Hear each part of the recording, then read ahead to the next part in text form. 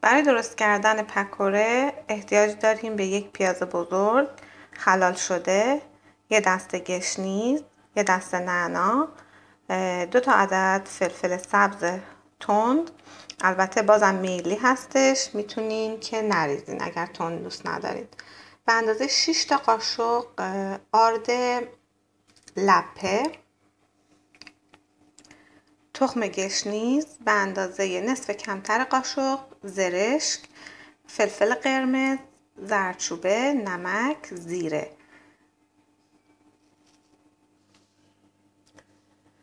تمام موادی که داشتیم همه رو با هم توی کاسه بزرگ میریزیم.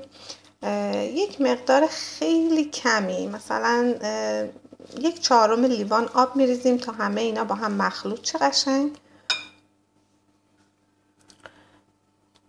بعد از اینکه مواد خوب به هم خورد و خلال پیازها از هم جدا جدا شد، ما آردمون رو میریزیم، آرد لپه،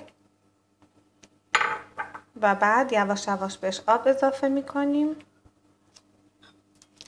ببینین مواد باید به این صورت در بیاد، یعنی نه خیلی سفت باشه که نتونین هم بزنین، نه خیلی شل باشه که نتونین توی قاشق نگهش دارین، چون ما اینو بعدا توی روغن داغ قاشق قاشق سرخ میکنیم.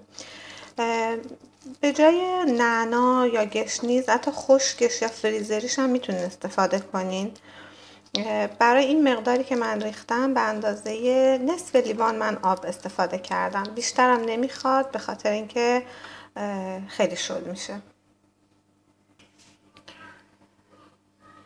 وقتی که کاملا به هم زدیم برای نیم ساعت کنار میذاریمش. اگر عجله دارین میتونین یک مقدار خیلی کم جوش شیرین استفاده کنین، نصف قاشق چایخوری جوش شیرین. یه قاشق ماست هم اگر بزنین برای زودتر آماده شدنش کمک میکنه. توی مایتاب عمیق یا قابلمه روغن رو داغ میکنیم، بعد شروع میکنیم به ریختن اینا.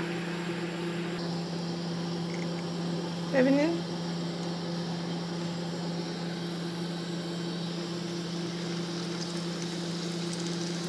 به این صورت میریزیم.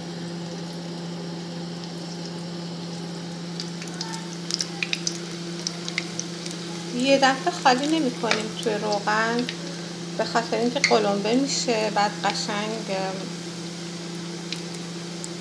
از داخل سرخ نمیشه. دیگه ذره دستمون رو میبریم کنار، یکی یکی میریزیم.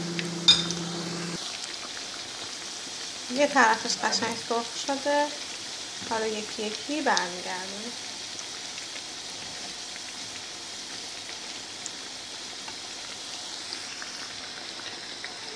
دو طرفش سرخ شده قشنگ، حالا از روغن در میاریم.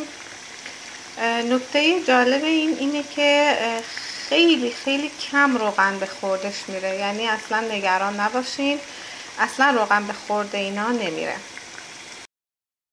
با سس تایلندی یا کچاپ عادی میتونین میل کنین، بسیار خوشمزه میشه. امیدوارم که حتما امتحان کنین و خوشتون بیاد.